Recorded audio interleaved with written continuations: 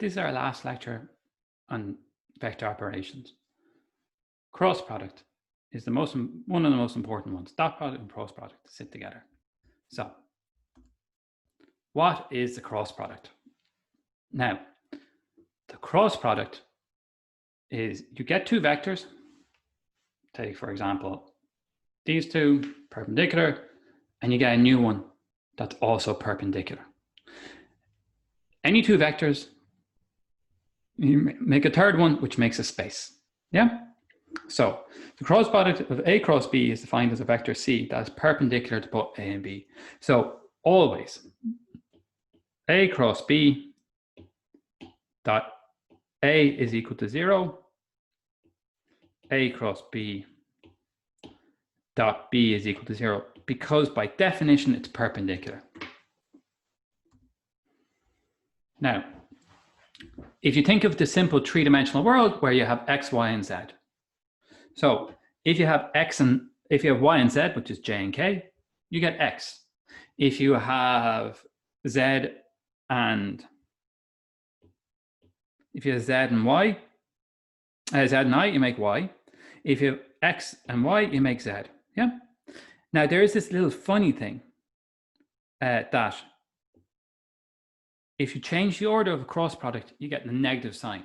It's just something to be aware. So if you have your right-hand rule, it's just like turning it upside down. Z is now facing down. There's no difference because that's still perpendicular. It's just facing the opposite way. Directionality isn't that important. Now, U cross V. So here's our general formula. If I'm cross producting two vectors, U cross V, the vectors U1, U2, U3, V1, V2, V3, what you get is a new vector that's U2, V3, U3, V2. Note the rhythm here. This is the X part, the 1. There's no 1 here. Yeah? Here, this is the Y part, which is the second part. There's no 2 in the middle here. And the last one, which is the Z, which is the third part. There's no 3 there. Just note that connection. But it makes a vector. Now, the best way to do this by hand is to actually just write it as a matrix and define the terms of the matrix. So what you write is the top line is always the same. IJK always goes there. And then you just fill in the values for your vector. Yeah. Now, what you have to do is to do the terms of a matrix. So you cover up this part and it leaves that matrix there. Yeah. You cover up the middle part and you're left with, that's what's left over. Note that there's a minus sign here. And then lastly, you cover up the last column and you're left with that part there and it's multiplied by K. Yeah. So U cross V is equal to, here you do that by that, minus that by that, that by that, minus that by that, that by that, minus that by that. And you get IJK. It's so important to emphasize it's a vector. Yeah. So if you have a vector 1i, 2j, 2k, 1i, 2j, 0k, your cross product comes in as